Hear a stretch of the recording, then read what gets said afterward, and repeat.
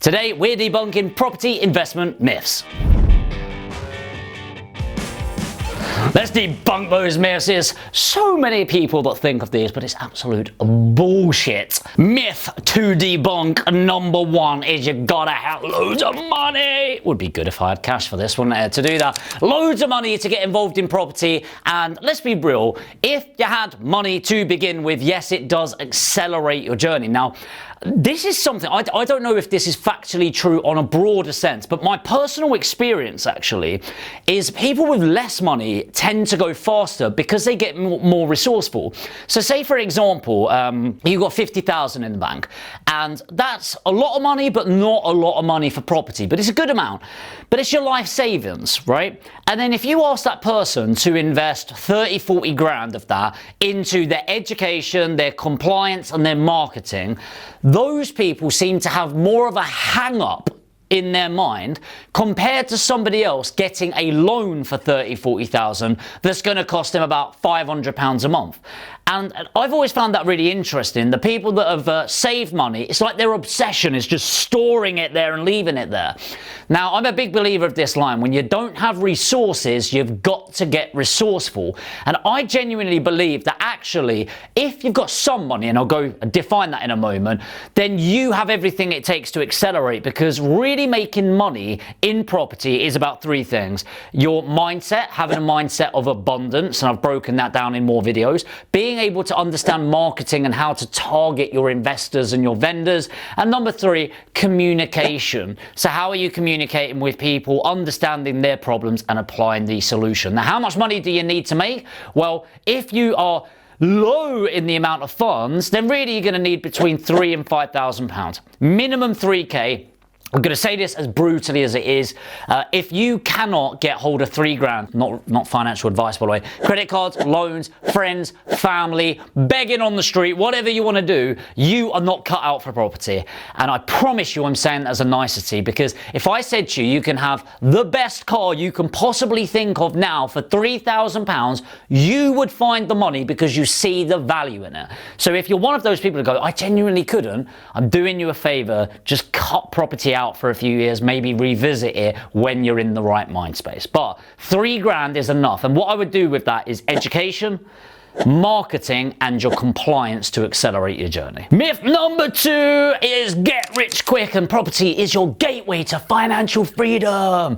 There is nothing about property that is quick. It is get rich slow with fucking hard work. Not really selling the dream there, am I? But so many people are like, financially free in 30 days. I've quit my job. I'm giving myself 30 days to make 10 grand a month. It's like, what the fuck are you playing at? Absolutely not. Now, let me give you an analogy. You go to school for, I don't know, say you start at 5. You go to 11 years till you're 16 years old to do your GCSEs. Most people do GCSEs in order to go to college. Then you work your arse off for 2 years in multiple subjects, usually to go to university or, of course, go down the practical application path. But then you go to university for 3 years, and nowadays you need a master's as well to stand out. So then you go to do a master's degree for a couple of years just to go make a cup of tea for some arsehole 3 years ahead of you. 3 years later, you're finally earning money and some other knob's making your cup of tea, right? So we go through this system of years of development. How can you be so obtuse? Now, part of this is the guru's fault. They make out you're going to be rich and all of that shit very quickly. Now, it's quicker than most, but it is not get rich quick, and there's no guarantees. So on my program, I've got educational programs, and I'm one of those arsehole educators, right? But I don't like selling this bullshit. I like selling the reality. I never guarantee you will be financially free in X amount of time.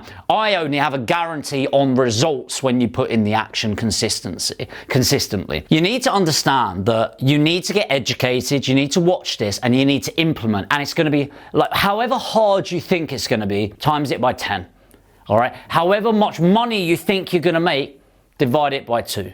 All right, so many people think they're going to make 10 grand a month in just a couple of months. It doesn't work like that, okay? You've got to put the time in, you've got to put the energy in. There is nothing worth having in life that's get rich quick. And if you are obsessed with getting rich quick, I promise you, you will end up just giving your money to the wrong person. Myth number 3 to debunk is property investing is passive. It's kind of passive at at a certain point. So for example, I've got a deal packaging business, but in order for it, we do between 200 and 300,000. Guess where my involvement level gets it to? The 300,000 rather than the 200,000. Now the truth is, I am at the stage in the deal packaging business where I could do very little, but actually that's not true, because a lot of my investors are you guys. So you guys are watching this channel, hopefully getting value, and you're like, do you know what, it is hard work, we're going to use that. So I usually do a call to action where I say, if you've got 100 grand or more, put APG in the comments, which feel free to do, and then we have a strategy session, right? So even that's not passive, because a lot of our investors come from you guys here on the YouTube channel, right? But there is such thing as set it and forget it. So those that have been following me, and by the way, if you're not subscribed, there's hundreds of videos. I release new ones based around you every week. Just hit the subscribe button. But if you've been subscribed on here for a while, you'll see that the journey that we've gone through, but I'm obsessed with one thing. I'm sure you can guess it. Boring, vanilla, buy-to-let properties. I'm obsessed with it. I love the passive nature of it. But even then, you've got to find it, you've got to negotiate it, you've got to get it through legals, you've got to get the refurb done, and then you've got to find a great lettings agent. APG, Aspire Property Group, that's what we do for people. So we do everything end to end for that. But even there, we say it's a hands-free portfolio building service. You still need to look at the deal. You need to sign it off. You need to sign off on your tenant. If there's costs like a boiler breaks down 3 years from now, you need to sign off on it. So is it truly passive? No. But that's as passive can be in property. That rhymed. And then we're looking at the other side. Why was I impressed with that? On the other side, you've got a service accommodation, rent to rents, maybe HMOs. I promise you, they are as far as passive as it possibly gets. Not knocking them, by the way. I think they're all great strategies. Every property strategy is great. But if you're getting sold that doing serviced accommodation is hands-free, it's an absolute bullshit.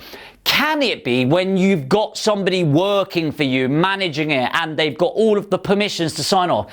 But rubbish. Checking in guests, keys going missing, damages to property, people not turning up, people asking for refunds, getting new photos done, advertising around events. All of these things, they require time, attention, and energy, which, by the way, is absolutely fine. But just know what you're getting into. There's some strategies you can set and forget, and some are so far from passive, it is unreal. Myth number 4 is location, location, location. So good they named a show after it. Location is not the only thing you need to depend on. Picking a great location is obviously going to help, right? You've got Alex hates it when I talk about macro and microeconomics because he thinks I'm an absolute nerd, which he's kind of right. However, when you're picking a location, naturally, me picking a great property in a great area of Leeds that's got billions getting invested into it. It's the second biggest financial centre in the UK. Okay, biggest one outside of London. 3 universities. All that doesn't take a genius to say if you buy a property in that location, zoom out a little bit, 20 years from now, you are sitting pretty cushy compared to buying a 3-bedroom farm in the middle of fuck all nowhere where nobody goes to or from. Doesn't take a genius, right? But that's not the only things. It's what type of property grows the most in the area? What's got the highest demand in the area? What's the cash flow versus capital growth in the area? What hospitals are going on in the area? What schools are going on in the area? Have you looked at the local development plan? What banks are buying in the area? It's a big indication right now. What's the 50-year plan which the government lays out? Where's the economic systems in the area? What tax breaks do you get in the area? Who's your power team in the area that can take all of these things away from you? And hopefully I've not overcomplicated it too much, but I think you can massively overcomplicate property, but you can also oversimplify it, and location is just one of those small things that you need to be looking at. But for those of you that have been watching and you're ready to actually invest in this, I do have an education company where I can help you with all of this stuff to make sure you get it right. Now, there's no hard sell at all. If you're interested in that, we'll open up some free one-to-one strategy sessions, just taking you through that journey of where you actually want to get. We'll have an honest conversation if we can even help you get there. If you're interested in that, put education in the comments right now. And what I'll also do is I'll put a link in the comments and pin it to the top. I don't know how many spaces we've got. First come, first serve on that. But if you're ready to invest, hopefully I can help you overcome all of this and get to the next level. Myth number 5, and probably the most ridiculous one, is property is only for experts. I actually hear this quite a lot. Like, think how fucking moronic that is. Like, think of anything. Like, being a doctor is only for experts. Being a surgeon is only for experts. Being a lawyer is only for really good lawyers.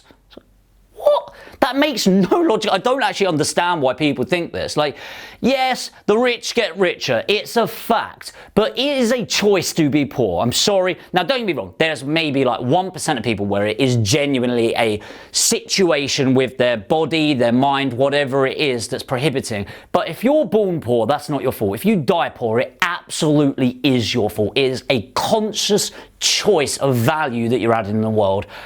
That's definitely going to get some people's back up, but I very much doubt it. You're on this channel to increase your wealth. You're probably somebody that wants to make that sort of transition, right?